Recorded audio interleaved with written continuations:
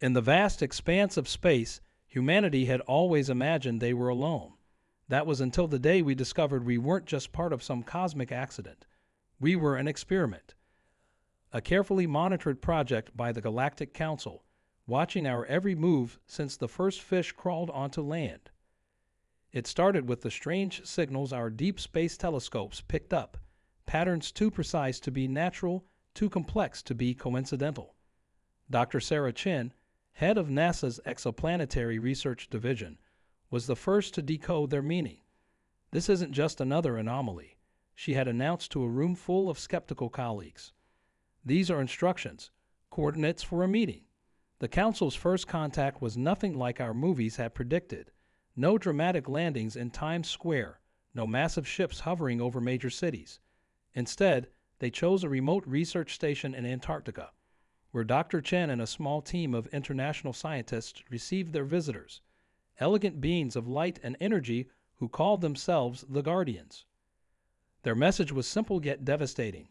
Earth was one of thousands of seeded worlds, planets where life was carefully cultivated under strict observation. But unlike other developing civilizations, humanity had become an anomaly. Our rapid technological advancement, coupled with our stubborn drive to survive against all odds, had caught their attention, and not in a good way. Your species has developed beyond our projections. The Guardian's melodic voice had echoed in their minds. Your potential for both creation and destruction exceeds the safe parameters of our experiment. The Council has voted. Earth must be reset. Reset, such a simple word for planetary genocide. But they hadn't counted on one thing, the sheer determination of the human spirit. As news of the impending reset spread through government channels, something unprecedented happened. For the first time in human history, our entire species united under a single cause, survival. What followed was a desperate race against time. While the Council believed they were dealing with a simple test subject, humanity had an ace up its sleeve. Years of studying our own planet had given us insights even our would-be masters had overlooked. Earth wasn't just our home, it was our oldest ally. Under Dr. Chen's leadership, a daring plan took shape. If the Council thought Earth was just another experiment, they were about to learn a harsh lesson about underestimating both humanity and the very planet they had seeded. As the deadline approached, we prepared to show these self-proclaimed guardians why humans had survived every catastrophe thrown our way, from ice ages to asteroids. They see us as variables in an equation, Dr. Chen told the Emergency United Nations Assembly. But they forgot that Earth herself has always been the ultimate wild card, and she's not about to let her children go without a fight. Now, as the Council's ships gather in our solar system, preparing to carry out their sentence, they're about to witness something none of their calculations predicted, the combined might of humanity and Earth working as one. What they dismissed as a simple experiment is about to become their biggest mistake. But with the fate of our species hanging by a thread, even our best-laid plans might not be enough.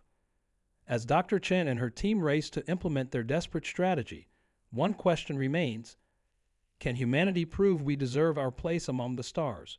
Or will Earth's fierce revenge be our last act in this cosmic drama? The Council thought they were simply dealing with another primitive species. They're about to learn why humanity has always been the ultimate survivor. This is our story, the story of Earth's children rising up to defend their home, and the incredible planet that chose to fight alongside us. The first sign that Dr. Chen's plan was working came from deep within Earth's crust. Seismic monitors worldwide began picking up unusual patterns, not the chaotic readings of natural earthquakes, but rhythmic pulses that seemed to resonate with something far more ancient than humanity itself. The planet was awakening, responding to frequencies we had discovered hidden within ancient cave paintings and geological formations across the globe. Dr. Chen's research had unveiled something extraordinary. Our ancestors hadn't just recorded their daily lives on cave walls. They had documented a complex communication system with Earth itself. What we had dismissed as primitive art was actually a sophisticated code, waiting for the right moment to be deciphered. Every extinction event in Earth's history left behind a message, she explained to the hastily assembled team of geologists and archaeologists in their underground command center. Our planet wasn't just randomly evolving. It was learning, adapting, preparing for something, and I believe it was preparing for this moment. The Council's ships hung in orbit like silent predators, their crystalline structures refracting sunlight in ways that made them almost invisible to the naked eye. But Earth's response was anything but subtle. Volcanoes that had been dormant for millennia began to stir, not with destructive force, but with a purposeful energy that defied scientific explanation.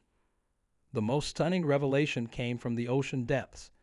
Dr. Chen's team had discovered that the planet's magnetic field wasn't just a natural phenomenon. It was a defense mechanism. And now, that field was changing, strengthening in ways that our instruments could barely measure. The Council thinks they know everything about Earth because they seeded it, Dr. Chen shared during an emergency broadcast. But they only introduced the basic building blocks of life. Everything that happened after, every adaptation, every survival mechanism, that was Earth's own doing. And somewhere along the way, our planet developed something they never expected: consciousness. As if to prove her point, the first Council ship that attempted to deploy their reset technology encountered something unprecedented. The moment their energy beam touched Earth's atmosphere, the planet's magnetic field responded with a pulse that sent the ship tumbling backward. It was like watching a cosmic game of catch, where the ball had suddenly decided to throw itself back. The Council's response was immediate and hostile. More ships moved into position, preparing for what they thought would be an overwhelming show of force. But with each attempt to breach Earth's defenses, the planet's response grew stronger, more coordinated. The magnetic field began to pulse with patterns that matched the ancient cave drawings, creating a shield that even the Council's advanced technology couldn't penetrate. But victory was far from certain. The Council had millennia of experience dealing with rebellious experiments, and they weren't about to let this one succeed. As their ships regrouped, forming new patterns in orbit, Dr. Chen's team detected energy signatures unlike anything they'd seen before. "They're adapting," she warned, her voice tense as she studied the readings. "The Council's about to show us why they've remained in power for so long. But they're not just fighting humanity anymore, they're fighting Earth itself. And our planet has a few more surprises left." As the next wave of Council ships moved into position, something stirred in the depths of Earth's oceans. The ancient patterns painted in caves across the world began to glow with an inner light, responding to some signal we could barely comprehend. The real battle was about to begin, and no one, not even Dr. Chen, could predict how it would end. The question wasn't just whether humanity would survive, but whether we were witnessing the awakening of something far more powerful than either humanity or the Council had imagined. The Council's second wave of attacks came with a force that shook the very foundations of our world. Their ships unleashed beams of pure energy that lit up the sky like artificial auroras, attempting to pierce Earth's strengthening magnetic shield. But for every attack they launched, Earth responded with increasing precision, as if each defensive move was teaching our planet new ways to fight back. Deep beneath the Pacific Ocean, a network of ancient volcanic vents began pulsing with a blue-green light that matched the frequencies in Dr. Chen's cave drawings. Satellite imagery showed these lights forming patterns, creating what looked like a vast circuit board across the ocean floor. It was as if Earth was activating systems that had laid dormant for millions of years. "The planet isn't just defending itself," Dr. Chen announced to the gathered world leaders via emergency broadcast. "It's remembering. Every challenge it has faced, every extinction event it has survived. It's all been preparation for this moment." Her voice carried the weight of understanding something both incredible and terrifying. The Council's frustration became evident as their attacks grew more desperate. Their ships began targeting Earth's most vulnerable points, the tectonic plate boundaries, the poles, anything they thought might weaken our planet's defenses. But with each attack, the response grew stronger. Crystals deep within the Earth's crust, previously unknown to science, began resonating with frequencies that disrupted the Council's weapons. Then came the moment that changed everything. During a particularly fierce assault, something unprecedented happened. The ancient cave paintings worldwide began to emit a soft, pulsing light. At first, it seemed random, but Dr. Chen's team quickly realized it was a message, not just to us, but to Earth itself. "These aren't just paintings. Dr. Chen explained, her hands trembling as she decoded the patterns. They're activation codes. Our ancestors weren't just recording history. They were leaving instructions for this exact moment. The realization hit her team like a physical force. We're not just witnesses to this battle. We're meant to be active participants. As if responding to this understanding, Earth's magnetic field began forming new patterns, ones that matched the cave drawings exactly. The Council ships found their energy weapons being reflected back at them with increasing accuracy. But it wasn't enough.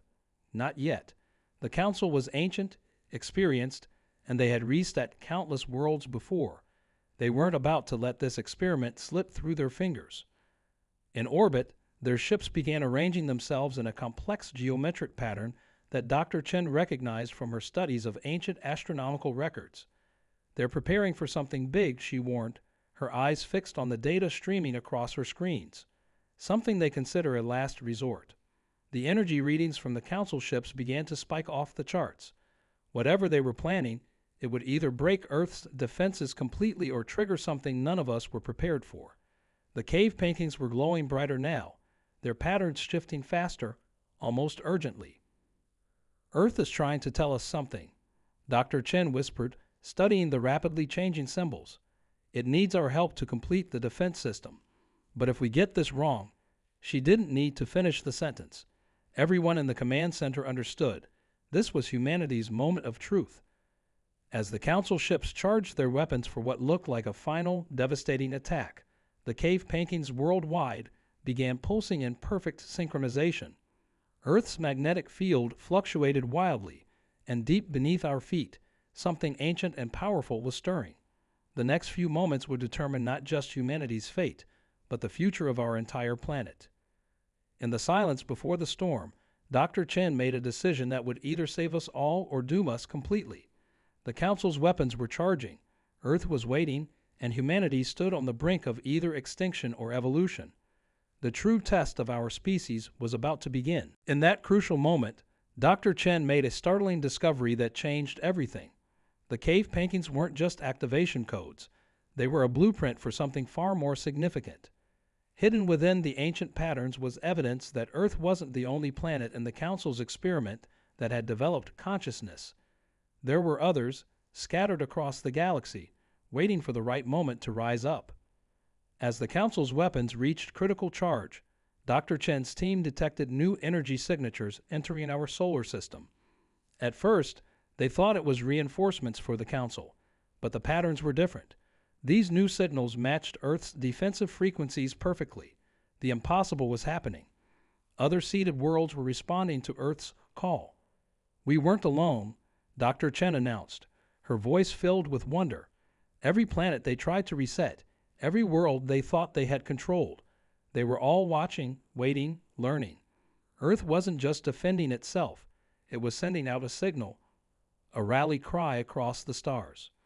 The Council ships faltered in their attack formation as new entities emerged from hyperspace. Planets that had appeared lifeless for millennia were revealing their true nature. Gas giants that the Council had written off as failed experiments now pulsed with conscious energy. Even some of the supposedly reset worlds were showing signs of life, life that had gone dormant but never truly died. But this revelation brought its own dangers. The Council, realizing the full scale of the rebellion they faced, changed tactics. Their ships began emitting a new frequency, one designed not just to reset life, but to shatter the very consciousness of planets themselves. They had hidden this weapon for eons, their last resort against any world that discovered the truth. They're not just trying to reset Earth anymore, Dr. Chen warned, watching as the new energy readings threatened to overwhelm their instruments. They're trying to lobotomize an entire network of conscious planets. If they succeed, every world that's joining our resistance will become nothing more than a lifeless rock. The cave paintings responded to this new threat with unprecedented intensity. Symbols that had remained dormant for thousands of years began revealing new layers of meaning. They weren't just communication devices, they were part of a vast planetary nervous system, connecting every conscious world in a cosmic web of resistance. Deep beneath the Earth's crust, the ancient crystals began resonating at frequencies that matched the incoming planetary allies. The ocean floors lit up with patterns that mirrored the formations of the approaching conscious worlds. Earth wasn't just fighting back, it was coordinating a galactic uprising. But the Council's weapon was unlike anything the planets had faced before. As it began to power up, the conscious worlds closest to its effect showed signs of distress. Their energy patterns became erratic, their responses confused. Earth's own magnetic field fluctuated dangerously as the weapon's influence grew stronger. In the command center, Dr. Chen realized they were running out of time.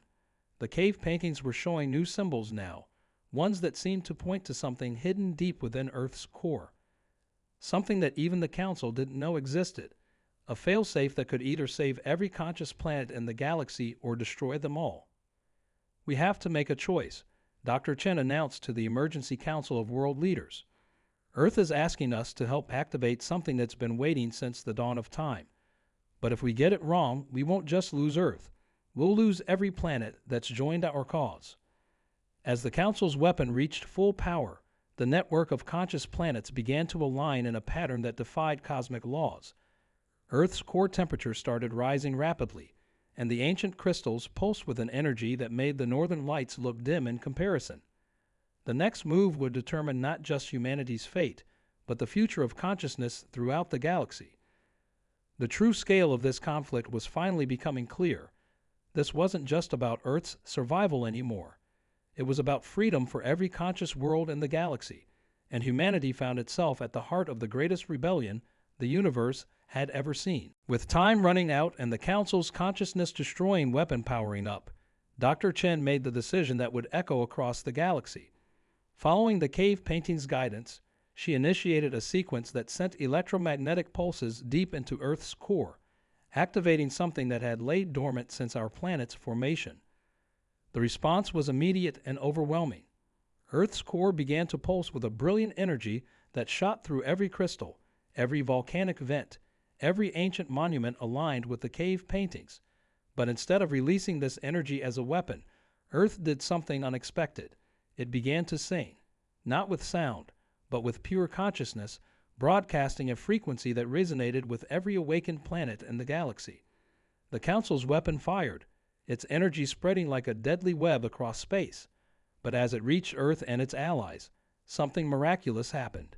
Each conscious planet began amplifying Earth's song, creating a harmonious network of planetary minds that didn't just resist the weapon, they transformed it. They never understood what they created, Dr. Chen realized, watching in awe as the data streamed across her screens. When they seeded these worlds, they weren't just creating life. They were creating companions for Earth, a family of conscious planets, each with its own unique song, waiting for the moment they could sing together. The Council ships found themselves caught in a web of consciousness they couldn't comprehend. Their weapon, designed to destroy planetary awareness, instead became a conduit for it. The energy they had unleashed was being reformed, reshaped by the combined will of every conscious world in their experiment. Then came the moment that changed everything. From Earth's core emerged a new form of energy, one that carried within it the combined knowledge of every civilization that had ever existed on our planet. It wasn't just Earth defending itself, it was the collective consciousness of every species that had ever called our world home, from the first microbes to humanity itself. The Council's ships began to drift, their crystalline structures resonating with the combined planetary song. Inside each vessel, the Guardians found themselves experiencing something they had never encountered in their millennia of existence, true connection with the worlds they had tried to control. But the real surprise came from deep space. As Earth's song reached further into the galaxy, it awakened something the Council had thought long dead, the consciousness of their own homeworld. The planet they had abandoned eons ago in their pursuit of perfect order was responding to Earth's call, joining the chorus of awakened worlds. This was never about winning a war, Dr. Chen announced, tears streaming down her face as she understood the true meaning of the cave paintings. It was about healing a wound in the galaxy itself. The Council didn't just need to be defeated. They needed to be reminded of where they came from. As the combined consciousness of Earth and its allies reached its peak, the Council ships began to transform. Their crystalline structures, once tools of control and destruction, became conduits for planetary consciousness. The Guardians, faced with the undeniable awareness of the worlds they had tried to dominate, made their choice. One by one, they surrendered not to Earth's power, but to the undeniable truth of their own origins. In the aftermath, as the energy settled and the dust cleared, humanity found itself in a position no one could have predicted. We weren't just survivors of an attempted planetary reset. We had become mediators between conscious planets and their former overlords, helping to forge a new kind of galactic community. The cave paintings, their purpose now fulfilled, faded back to their original state, but they left behind something more valuable than their ancient codes. They left us with the knowledge that consciousness, in all its forms, was the true force that bound the universe together. Earth had not just saved itself, it had initiated a transformation that would ripple through the galaxy for eons to come. And humanity, once considered nothing more than an experimental anomaly, had helped to birth a new age of cosmic awareness. In the months that followed what became known as the Awakening, humanity found itself adapting to a radically different understanding of our place in the universe. The Council, transformed by their reconnection with their own homeworld, disbanded their hierarchical structure and joined the growing network of conscious planets as equals rather than rulers.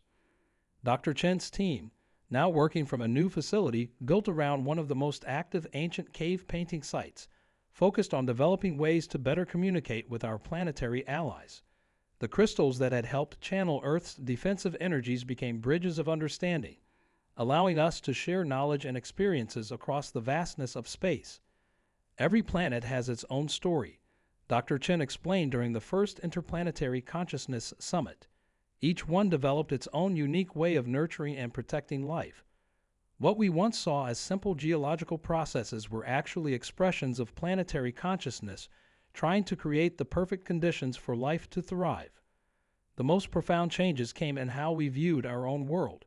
The ancient cave paintings, no longer glowing with their mysterious energy, became sacred sites, not just for their historical significance, but as reminders of Earth's patient guidance throughout human evolution.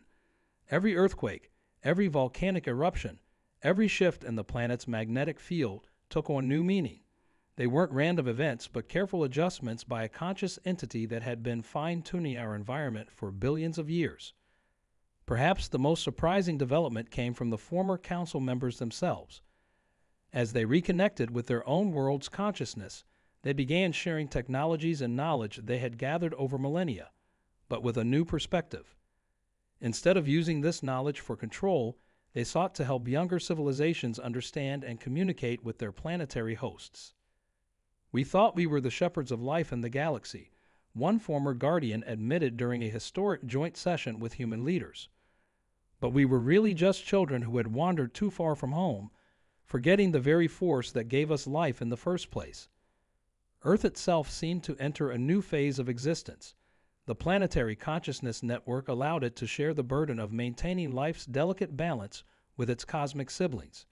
The results were subtle but profound: more stable weather patterns, fewer natural disasters, and a harmonic resonance that scientists could detect rippling through the galaxy. For humanity, the greatest gift was perspective.